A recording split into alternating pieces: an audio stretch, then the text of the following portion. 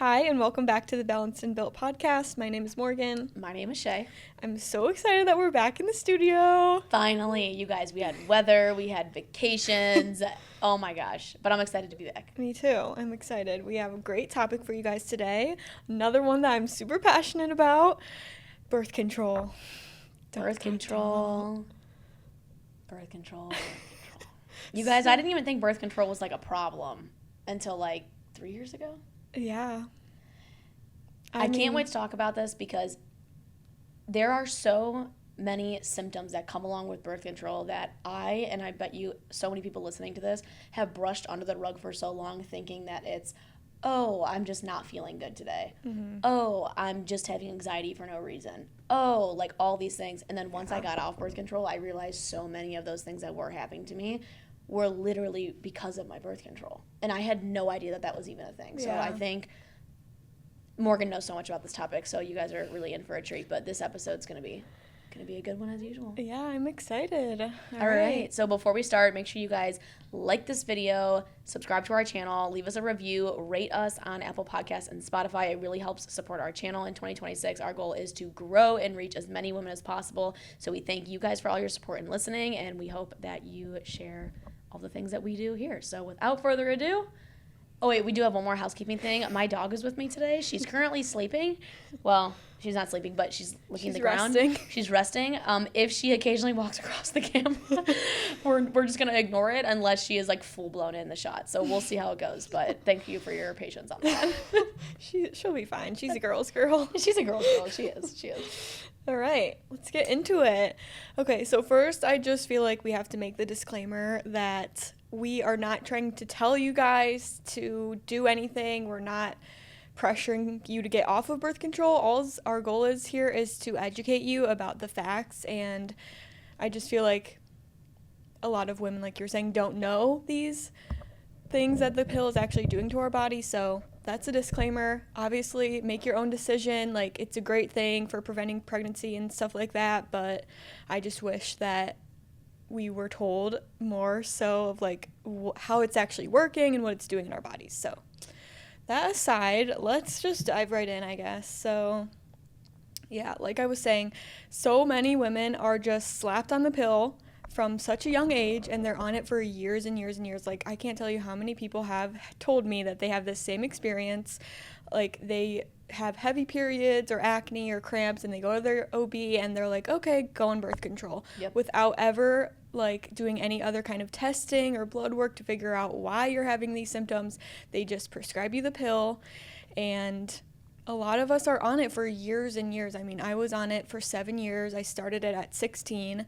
I actually did start it to prevent pregnancy, so it wasn't for another reason, but I know many people. I mean, I got on it a little bit later, but I was on it from when I was 17, maybe 18, until... How long have I been off? 2 years, and I'm 26, so 24. So 18 to 24 I was on. Okay. Or no, it's like 17 to 24 I was on birth control. Yeah. So we're on the same. Yeah. Yeah. I got off about 4 years. It'll be 4 years in May for me. So yeah, we just want to spread awareness. We're not trying to shame you guys if you are on a form of hormonal birth control. Our whole point of this whole podcast is to just educate you guys and talk about our own experience. Yeah, so. And it truly is like it's a very personal decision. Like you can have other factors in your life that you're like, look, I understand like the side effects, I understand what it's doing to my body, but like right now I really can't risk X, Y, and Z. Yeah. And so if that's the case, then like, hey, that decision's totally up to you. So yeah, and honestly, I think it's a good time to talk about this because I've had quite a few women in my life recently who, oh, Echo, are we boring you? Sorry if you guys heard that. She literally just sighed. She's like, this again? This hormonal birth control again, Mom, come on. But I've had quite a few women in my life talk to me recently about wanting to get off birth control, whether it's the IUD, and I have questions about all of that. The IUD, the stick in the arm thing, the Nexplanon, I think it's called, the pill, And a lot of people on my bodybuilding team too have been like thinking about or have gotten off of birth control. So I'm glad to see that's becoming more like talked about. Definitely, which is great, because I feel like women a lot of times are just kind of like swept under the rug when it comes to the medical system. Like, I swear I see something on social media every single day that makes me so angry about how a woman was treated by a doctor or whatever. So I'm glad it's becoming like more of a mainstream topic. But yeah, we just want to talk about what it actually does to your body and how it takes you away from like that natural rhythm that women naturally have, that I talked a lot about in last week's episode. So you guys should check that out if you missed it. Please check that out. It's a really good episode. Thank you. Okay, so I kind of already said, but let's just briefly go over like why women are on birth control. So like I said, acne, irregular periods, cramps, hormonal imbalance, and then of course preventing pregnancy. I feel like the narrative like between in our society and culturally is that it's convenient, safe, and it's very normalized from like teenage years onward. Like it was so common for my group of friends in high school to be on it. Yeah. Which is crazy, because I feel like my own cycle wasn't even like regulated yet on its own before going on it, which I truly believe has caused me so many problems down the line, which we'll get into later. But yeah, like I said, I went on it at 16, and my mom was just trying to do what was best for me, what she thought was best for me, because she didn't want me to get pregnant in high school. And obviously I didn't want that either, but like neither of us had the full story. Yeah. And we were just kind of going off of like what was normalized, I guess. Well, and that was such a thing. Like, it's like, if you get pregnant in high school, life is over, this, that, and the third, da-da-da. You got to get on birth control. Like, even when you're in the sitting in the doctor's office, they're like, if you this, like, you better use this, you better use that. You're going to get pregnant, and you're like scared to death to get pregnant, so you just get on the pill. And like, it's so funny because we've talked about this before, and I think we actually mentioned it in an episode. There's only actually so many days out of a month that you can like actually get pregnant. Yeah. And like, okay, some people, there's freak things that happen, excuse me, where maybe it's outside of those times or whatever it may be. But like, it is so easy to not get pregnant. That should be on a t-shirt. It should be. Yeah, it is crazy that in order to prevent pregnancy, they're like, okay, take this pill of synthetic hormones every single day for years, when there's only about a 5-day span throughout the month that you could actually get pregnant. Like, and it's like, responsibility goes, oh my God. Yeah, it's hard to talk about. Just don't about. Get pregnant. Like, it's so easy. Just don't be an idiot. I don't understand. It's hard because, like, I feel like because a lot of people are teenagers that go on it, like, they probably can't be trusted to like track their cycle and stuff. I feel like that's the narrative maybe, and that's why it's so pushed. I don't know, but we can get more into it. I have so much to say. I'm just not gonna say it. I hear ya. Okay, so let's quickly go over like types of birth control, because you said you had questions. So there's hormonal versus non-hormonal. So the pill, which is what you and I were on. Yep. There's the combined pill, and then there's also the progestin-only pill. I've never done that one, but I know some people do. There's also IUDs, which is an implant in the uterus, I believe, and there's a hormonal IUD, and there's also a copper IUD, which is non-hormonal. But that even still can come with its problems. And then like implants or the Nexplanon. Yeah. Let me tell you about the Nexplanon. Wait, did you have it? Yeah. Dude, I still have a scar on my arm. Oh my God, I didn't know you ever had that. Oh, yeah. When? Oh my God. So that was my first form of birth control. Yeah. The ripe age of 17. Bang. Wait, how do they put it in? They make like a little, like I have a little scar right here. They make like a little incision, and then they almost take like this little gun thing and they just push it in there. It was like, I was quick in and out. It wasn't like a thing, but like the reason I decided to go on the Nexplanon was because I kind of felt a little scared in the office when they're talking to me about the pill. They're like, if you don't take it at the specific time, every single night, da-da-da, every time you screw up, the percentage goes down of it working, X, Y, and Z. So I was like, well, just put the thing in my arm. Yeah. But, like, I don't know the truth to this, and maybe I'm sure you can shine some light on it, but I'm more of a petite human, I guess, and those things seem to affect me a lot more. Mm-hmm. Like, high levels of hormones, like, even the other different pill birth controls I tried, I struggled with a lot of them because they were like higher in, I don't even know, but whatever, they're like a stronger pill. Yeah, I don't know the exact name, but it's basically a synthetic form of estrogen and a synthetic form of progesterone. Yeah, and so the Nexplanon is very high in those things. And so they put that in, and I mean, I sometimes would get a period, I sometimes wouldn't get a period, but I just remember mentally going insane. Like, the thoughts in my head were unbelievable. I was crying all the time. I was a disaster. I remember I called my mom, and I was like, this thing needs to come out of my arm now.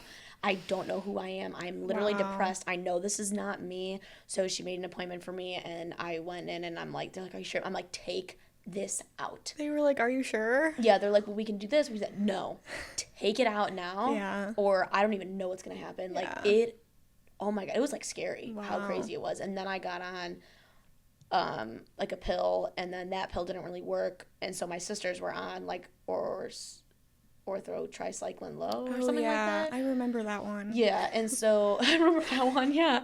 And they were on that one, and that one worked pretty well for them, so I got on like a generic form of that one, and so that's what I was on. But yeah, the Nexplanon was the first thing that I was on. Holy that's so heck. crazy. Yeah. I've never done any of that. Like I said, I've only done the pill, but yeah, it also made me feel like, who am I? Like, I was so emotional by the end of being on it. And I remember Jeff being like, what is going on? Like, you're crying at the drop of a hat, which, don't get me wrong, I still cry a good amount these days. But, like, that was, like, crying over nothing, like, daily. Like, emotional outbursts constantly. It was bad. Yeah. And we'll get more into, like, why that is. So when people say, what's better, hormonal birth control or non-hormonal birth control? Is it actually, quote, better, for whatever that subjective may be? Like, is it actually better? In my opinion, like, always going to be non-hormonal, but non-hormonal can mean different things. Like, a copper IUD is non-hormonal, but I personally wouldn't get that because I feel like it has other disadvantages. But, like, condoms are technically non-hormonal birth control. Like, my natural cycles is technically non-hormonal, so and I'll talk more about that later. But yeah, I feel like the hormonal, anything that is giving you that steady dose of synthetic hormones is going to mess with your cycle. So in my personal opinion, like, I don't prefer that. And then just going back, we also have the patch, like the patch that you wear. Yeah, that thing's weird. Yeah, a girl that I met recently does that, and yeah, I've never seen it before, but she showed me it, and it's just like a little patch that you stick on, and it like gives you the hormones that way. It's like on your stomach.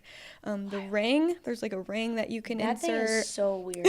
Yeah, I've never. How does that just like stay in? I don't know, really. I think it's like up pretty far, obviously, and then like I said, condoms. But any hormonal. Oh, they have the shot. That thing's wild. Injections. I meant to say injections and implants on the same line. Yeah, I've heard bad things about that too, like weight gain. I have not heard a single good thing about that shot. Yeah. My sister had it, and she went cuckoo for Cocoa Nuts. Yeah, man. Did it make her gain weight? I can't remember, but I've heard that being a thing. Yeah. But the thing that, like, I tell people, it's and this is in defense of birth control, like, I'm not a big proponent of it, but, like, there is no medication. The way you gain weight is you gain fat cells. Yeah. There is no medication, whether it's birth control or any medication that you're taking, that makes you double your fat cells, unless you are taking human growth hormone, okay? Yeah. And it's growing the fat on your body. That is the only way you're going to get fat or gain weight from a medication. Maybe could it mess with your metabolism? So what it can do, and I'm not a total expert on this, but when you're like putting different hormones in your body, hormones have a lot to do with weight. Not a lot, but like there is a good amount of like what hormones are doing that aid in weight loss or weight gain.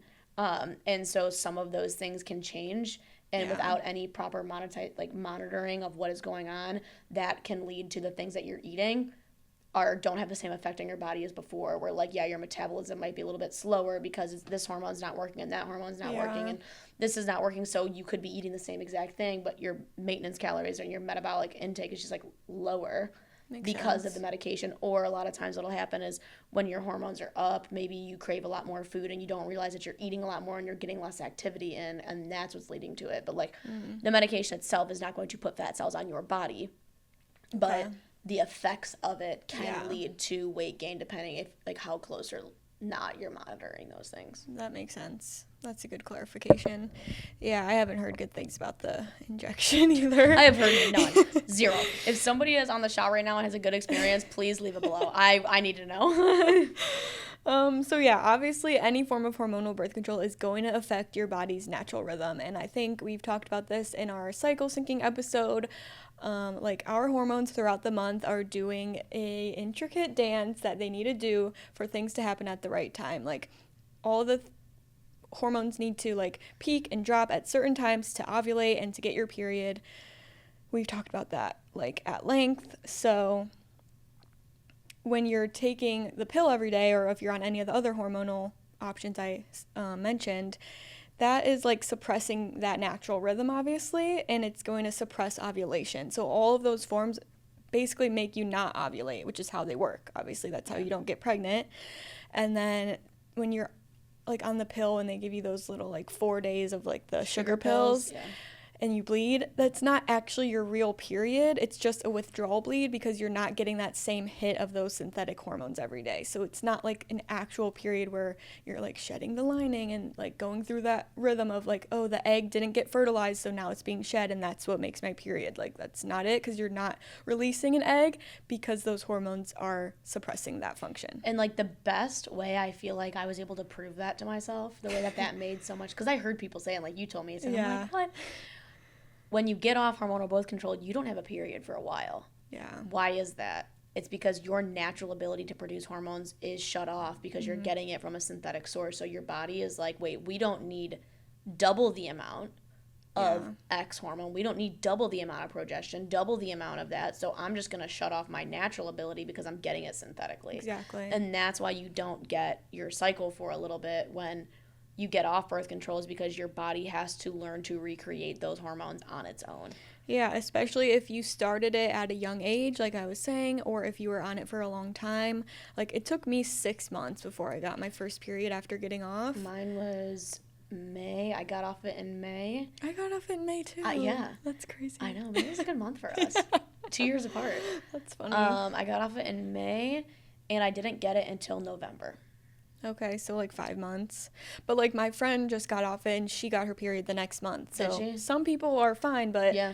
us, I don't know, we're It more depends. sensitive or something. I don't Yeah. know. I just think it's crazy how, because that like it just makes so much sense. Like when you are taking something synthetic, your body doesn't need its natural production of it, so it has to shut it off. Otherwise, because it knows its limit, you can't just have double the amount of progesterone in your body, one from synthetic, one from your natural production. But I also think it's even crazier that our bodies can actually recover from that. Yeah. Like it can recover from like shutting off those hormones, That's which is true. so crazy. It's amazing. So yeah, obviously like all of those things are going to impact factors beyond just reproduction: mood, skin, your sex drive, your weight, your metabolism, like we talked about, nutrient absorption. So yeah, that's another thing I hear is a lot of women saying, I don't want to get off the pill because I don't want to get acne again, or I don't want to get heavy periods or whatever. But what I say to that is the pill is just masking those symptoms. It's not actually healing them or fixing them. So let's get more into that. Let's talk about the pros and cons of hormonal birth control. Okay. So pros, obviously, prevents pregnancy. It can improve PMS symptoms and acne, but like I said, it's just a Band-Aid. It's not actually fixing the root cause of the hormonal imbalance. And those are all the pros I have. And that's it. That's the end of the short list. I mean, obviously, like, prevents pregnancy is, like, the whole reason you go on it, and that can have a lot of other pros below it. So I'm not going to get into that today, but yeah. So let's get into the cons that women are not told. That's why I'm so passionate about this. It's because we're not told it. So, like I said, it's going to mask underlying hormonal issues. It can impact your mood, your sex drive, your energy levels. It can slow the recovery of your natural cycle after stopping, like we just talked about. It took me at least 3 years to get a regular cycle that was a normal length. Normal length, I believe, is like 27 to 34 days, I want to say, around there. Don't quote me on that. But I was having like super long cycles, like 40 plus days. Like it took 3 years to really get that rhythm and to ovulate every month. Because it was suppressing my body's ability to ovulate. So it took time for my body to be like, oh, let's release the egg. Yeah. And then these are some of the more lesser known ones that I really want to stress to you guys. So it depletes your body of vital nutrients. So like B vitamins, magnesium, zinc, selenium.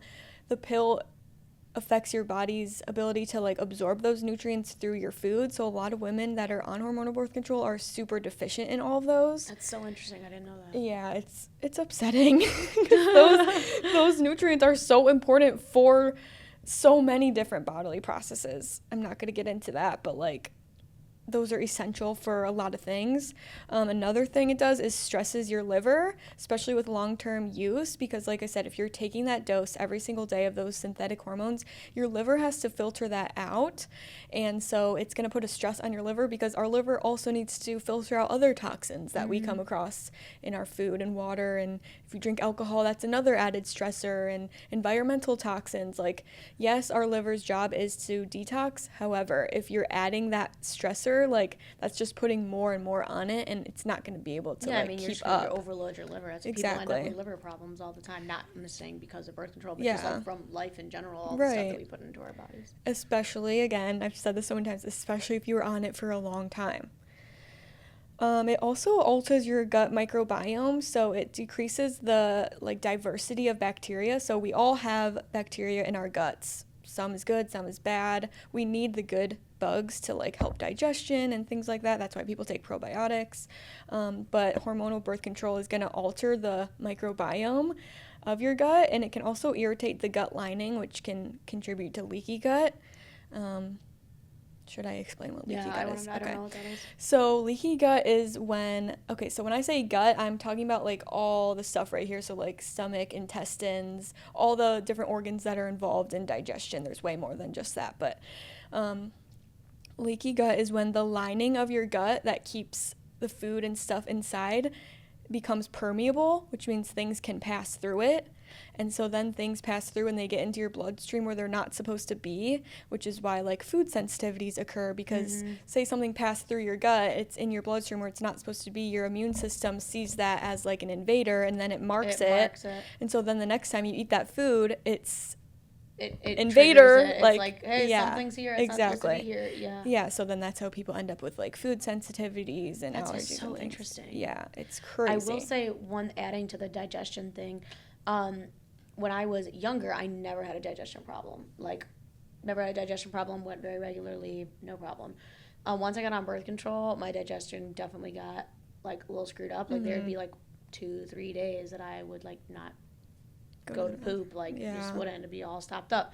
And then now that I've gotten off birth control, I've been off for, it'll be 3 years in May, 2 years in May, 3 years in May.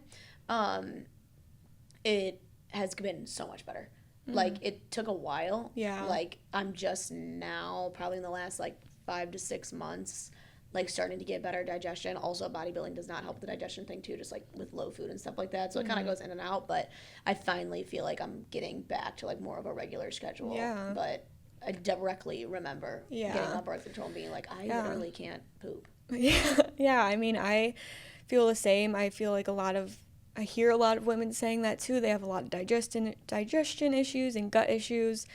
And also like acne is usually related to the gut. So it's funny when people come off, they're like, oh, I don't want to get acne when I come off. But it's like your gut being in this poor health could be contributing to your skin, and you're blaming it on the pill or your hormones, or you're blaming it on coming off the pill, I should say, when really it's like actually the pill destroyed your gut the entire time you were on it, and you haven't done anything to like rebuild it. Yeah, and that can take a long time. Like gut healing protocols can take a while. We can do a separate episode on gut health, but a quick, easy, like affordable thing is aloe vera juice in the morning on an empty stomach is really good for leaky gut. That helped me a lot, and it's really affordable. There's a really great supplement that I love. It's called Good Morning. It's like literally called Good Morning. Maybe I'll link it below so you guys can see it.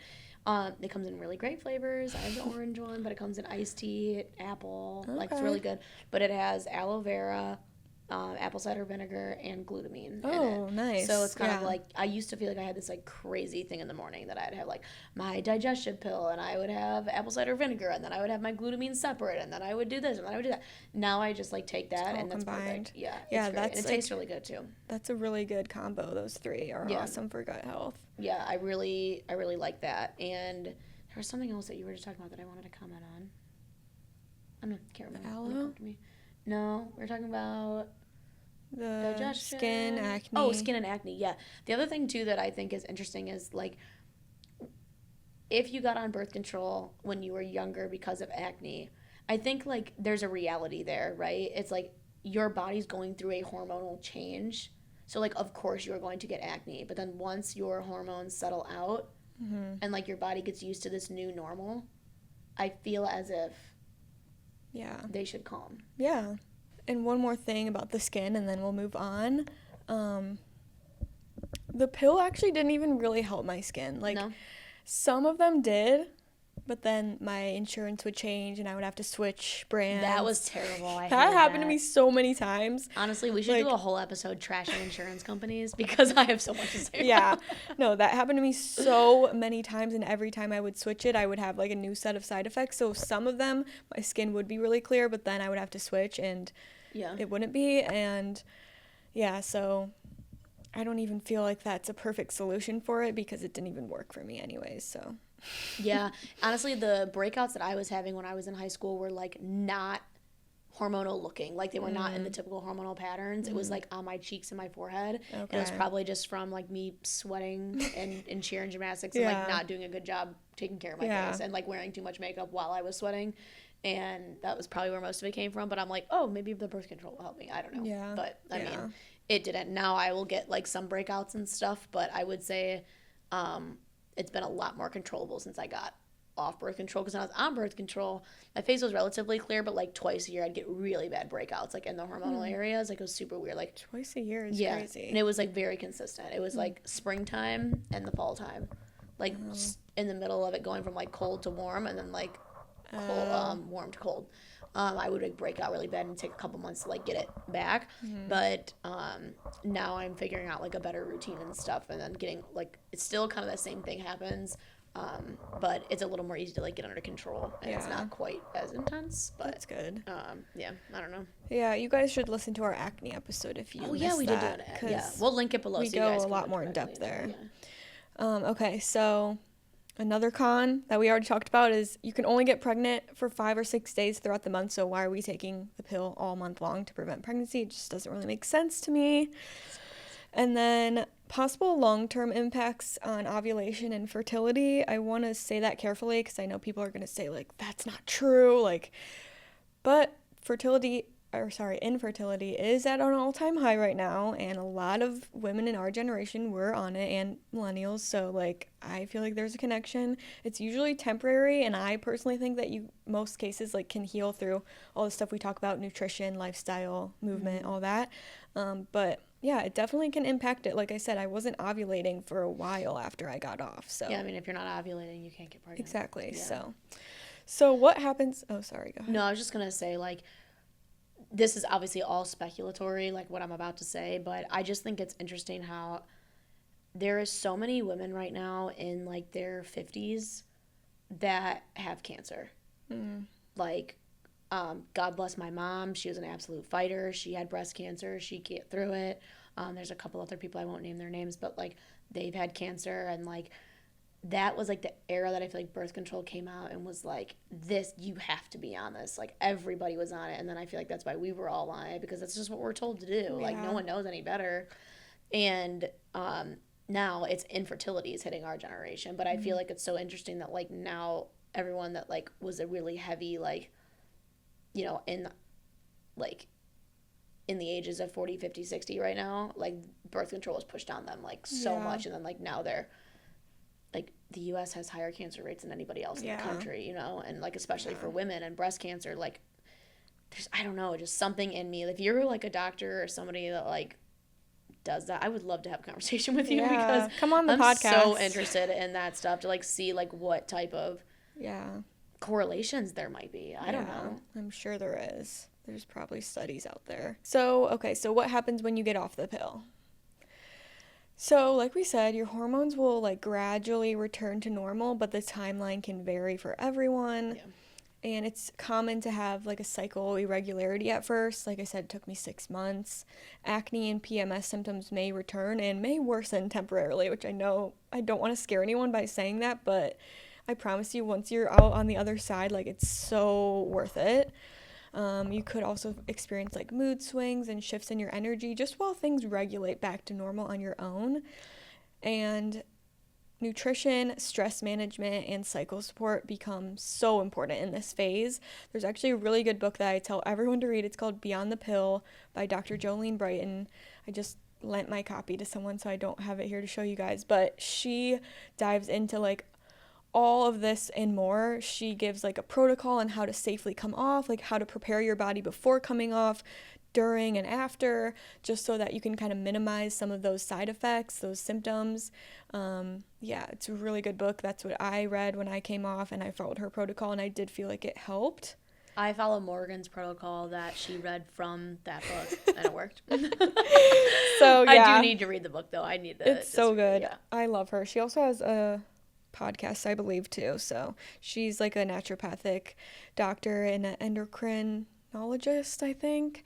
But she talks a lot about like cycles and stuff. Yeah. So yeah, it's super important to like make sure you're getting those vitamins and nutrients that we talked about earlier, the B vitamins, the magnesium, selenium, zinc in your diet when you are coming off to repair and replenish the deficiencies. Yeah, because your body's not going to make a lot of that stuff on its own at first. Yeah, it's not. I will say in terms of the symptoms, so it was interesting because when I was on birth control, my PMS symptoms were very predictable. Like, but it was weird because when I was on the period, oh my gosh, when I was on the pill, yeah, I didn't realize that the PMS symptoms, I would never correlate it. I would never be like, oh, I'm getting my period in 2 weeks, and that's why I'm acting this way. Like, it wasn't, like, I never was aware of that.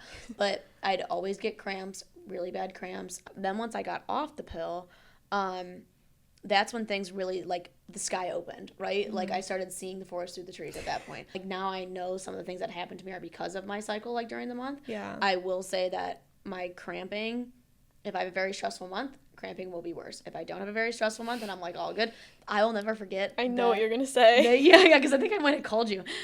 The month before my wedding, oh my God, I was in my office. It was my lunch break. I was crying in my office because my cramps were so bad, and I was not on birth control at this point. This was November, December. This was my third period after losing it from getting off birth control. This is my third cycle. I was in so much pain. I left work on my lunch break. I went to CVS. I cried in the parking lot. I bought Midol. I bought Motrin. I bought ice packs, heating packs. I came back to work. I was like, oh my God, you guys, it was so bad. The more you are able to like regulate your hormones and balance them, I say that because whatever, go back and listen to our previous episodes, the more you're able to balance them, the less PMS symptoms you're supposed to have. Like, we're not supposed to have all these, but like I said, your period is a report card for the last 90 days. So at that time you were super stressed out. So it makes sense why your period was so bad.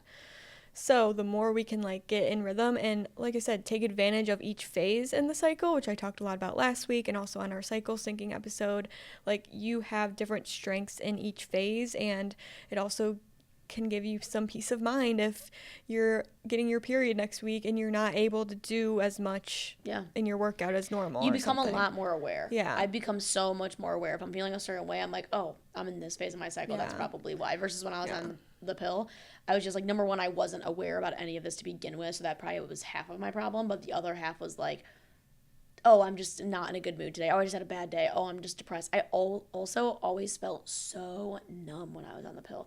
And I didn't realize how numb I felt until I got off of it. And then I was like, oh my God, I feel like a human again. Like, I'm happy. Like, even my husband was like, you just have a different glow to you. Like, you just have a different vibe. Like, when I got off of it, I told him, like, it might be a journey. Like, I don't know what to expect. And he was really supportive of it. Yeah. And, But yeah, it's been so much better. I don't like, I knew it was time that something was really wrong was when I was like waking up with panic attacks, waking up with anxiety, waking up, my heart's like I can't even breathe in the morning. Sorry.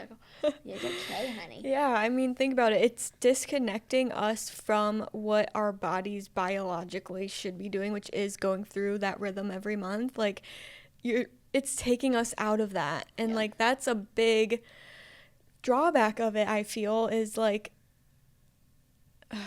this is like such another rabbit hole, but like, yes, it's great. It gave women the ability to like prevent pregnancy and work and things like that, but like also it's taking us away from like what we biologically are supposed to do. Like, I don't know how to explain it. I've gone on so many rabbit holes about this, like on TikTok and stuff. Like, I feel like I'm a big conspiracy theorist. I feel like my God, me too. It was maybe invented to like separate us from that natural rhythm to disempower us in a way. Like, they Population wanted control. us to not, because if women are in that natural rhythm, they are so powerful. Like, we can do anything, I feel like. And if we have that taken away from us, like you said, you were waking up with panic attacks every day. Like, you didn't feel like yourself. We're like separated from like our normal natural rhythm. And also too, just continue down the conspiracy path. If you're on birth control, then you get off of birth control, and then you have a hard time getting pregnant and getting fertile again. What are you doing? Yeah. You're buying more back into the medical industry. Yeah. You're going back to the doctor, paying more bills. You're going. I'm not saying doctors are like. I'm not talking about I'm talking about like the pharmaceutical companies, not the doctors. Because I do believe, like, doctors, I do believe they go into medicine to help people, but they only learn what they learn, right? Yeah. So it's like, and then they learn based on the experiences they had. It's like, I truly believe that doctors are there to, like, they really truly want to help their patients. But like the medical industries and the universities and stuff, it's like, you get off birth control, then you become infertile. Think about how much money you just made then because you're infertile. Yeah, and like IVF and all that. Oh my God, you go on IVF, you go on the guys go on these pills, you all the stuff you're getting these injections, you're doing these surgeries, freezing eggs, it's just so much more money that comes along. If you're infertile, you're a freaking cash cow for the pharmaceutical world. And if you are on the pill and you can work and they want you to be in the workforce and like contribute in that way too, like it's just so messed up. Oh my God, if we did a whole episode on conspiracies, we might get canceled. I feel we would, but I don't know. Or it would be like the best hit ever. I don't know. I'm even scared of some of the stuff we just said just now. Same here. Okay, anyways. So let's just briefly talk about like how to decide what's right for you. If you are listening to this episode and you're debating getting off, but you don't know, it can be scary.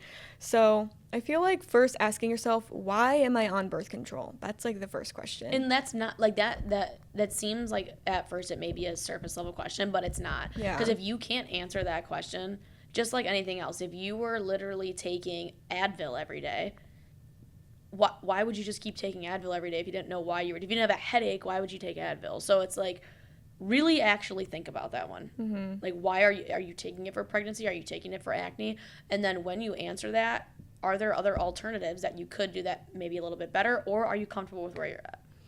Yeah, so then next question is like, is it addressing the root cause? Is the birth control addressing the root cause? Yeah. And I feel like most cases it's going to be a no, but I digress. Also, like, how do I feel physically and emotionally? I know you said you were feeling all over the place. I had the same thing. Like, I was just feeling not myself. And I feel like a lot of people say that. Also, with that, too, one thing that I noticed is, like, when you get on birth control when you're 15, 16, 17 years old, the hormones that your body has, and like as you age, your hormones should fluctuate and change. Yeah. So like when you get older, like the same birth control you took when you're 17, like is that the same birth control you should really be taking at 25? I don't know. I feel like it depends on the person, but yeah, that's also a good thing to consider. Like that's something I think about all the time. Like I don't know any information around and that, like, but like that's just something I think about. Back to the why am I on it, maybe the why am I on it was different when you were 17 versus now. Like, yeah, that's true. Maybe you didn't know about your cycle back then, and you didn't know that you could only get pregnant for a week out of the month, and you didn't know that you could track it, but now you have more information. And just lastly, like, am I aware of the side effects, which hopefully you guys got a little bit of light shed on those in this episode. And just going back to like some tips for supporting hormones during or after. Cycle tracking is huge. There's all kinds of different apps. I use Natural Cycles. I wear an Oura ring. It takes my basal body temp every single morning as soon as I open my eyes, and that can help predict ovulation, along with I tell it when I get my bleed, my first bleed, and I also do those little ovulation test strips, and when those are positive, I also tell the app. So with all three of those things, it uses an algorithm to pretty, I think, accurately tell me when I'm ovulating, and it will tell me when to like avoid having sex or like use protection, basically. Yeah. And you can also, if you're trying to get pregnant, you can tell it that, and it will like tell you when to have sex. So it's really cool. I love it. It's the first FDA approved, like, I was gonna say non-hormonal. I forget, but that wouldn't make sense because of a copper IUD. Yeah. I don't know. Also, I don't really care about what the FDA has to say anyways. But anyways, it's really cool. I love it. That needs to be a clip. I think it's worth the money. I did post about it one time, and I had someone reply and say that that's how they got pregnant. But, like, in my opinion, they weren't using it correctly because, like, you have to give it some time to learn your body. Like, yeah. I wouldn't just get it and then immediately trust what it says. You have to, and they even say 3 cycles for it to, like, you gotta give it some information. Yeah, and especially if you have irregular periods, like, that's another factor. So obviously, like, use your discernment, but I feel like it's a really good tool to help. Yeah. If you don't use that, there's a ton of other apps you can use. Just be careful because some of them do sell your data. I know. I've heard of that. We can link some that don't. I think Stardust does not sell your data. Okay. Yeah, send me a couple. Yeah. Yeah. It's an interesting topic. It's something I'm happy to hear that more women are interested in, that more women are starting to talk about more. Yeah. I think just kind of, I mean, we did an episode on like wellness information overload, but I think one of the things that like wellness information overload is doing is it is kind of forcing women to look at their lives a little bit different. Mm-hmm. Even though the information is overloading, you kind of start looking at those things a little bit more, and I'm just interested to see, like, in 10 years, what is that going to look like? I know. I'm excited. I feel like we're heading in a good direction, and that's, like, one of the really good pros of social media is, like, spreading this awareness. Yeah, I agree. And then just a really quick rapid fire of some more tips. Nutrition, like we said, focusing on those nutrients that are depleted. So like leafy greens, cruciferous veggies, nuts, seeds, lean proteins, like liver detox, like saunaing and sweating and going to the bathroom. Fermented foods like sauerkraut and other probiotic-rich foods can help support gut health. We mentioned the aloe juice. Also, stress reduction is huge. Talked about that. Like gentle movements. I know you may have a different opinion on this, but like for me, when someone is like getting off and their cortisol is super high or something like that, like I feel like low intensity workouts are better in that stage where like things are super inflamed or things are super like just backed up. Here's the thing though on that. Like the reason, like I totally agree with what you're saying. Yeah. The sport that I'm in, I know that it affects those things. Yeah. You know, so it's like for me, even though I know that isn't necessarily the best thing for my body during those times, like I'm if you're making the decision to be in the sport of bodybuilding, you're also making the decision to have the effects that would come along with it if you didn't do it. You know what I'm saying? Yeah. So it's like, yeah, lifting really intense and body recovery, like killing myself 3 days a week, that is increasing my overall cortisol. Like, but I'm accepting that because I'm choosing to do that sport. You know what I'm saying? So like, I totally like believe that is like probably the best route. Yeah. But in order for my sport, yeah, you know? No, that's fair. So and I feel like it depends on the person, obviously, too. Like, if you are not getting your period and you are, like, killing yourself in the gym and you're not competing, maybe consider that. Oh, yeah. I mean, like, over-exercise is, like, one of the over-exercise and under-eating, like you talked about last week, is, like, that's a direct contributor to not having it. That's why I lose my cycle every time I get in a prep.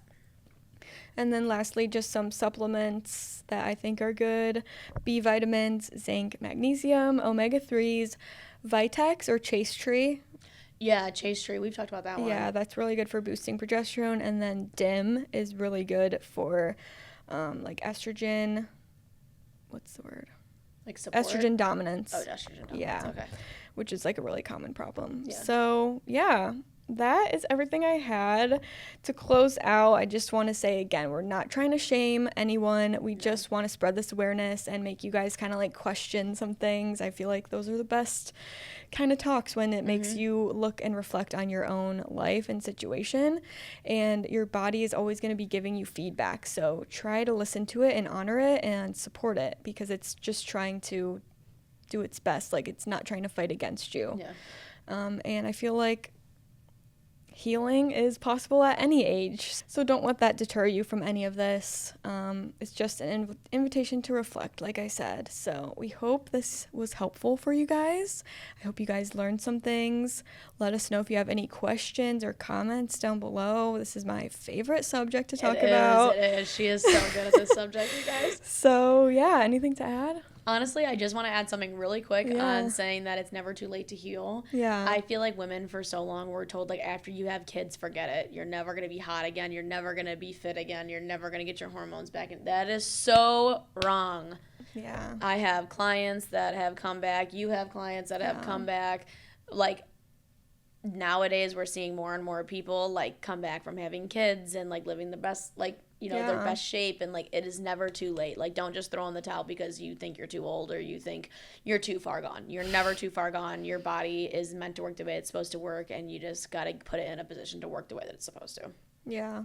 I co-sign. Cosign, sign, seal, and deliver. All right, you guys, thank you so much for watching this episode. We hope that you learned something. I'm sure that you did. If you have any questions, send Morgan a message, comment below. Happy to get back to you guys. Don't forget to like, comment, and subscribe, and we'll see you in the next one. Bye. Bye.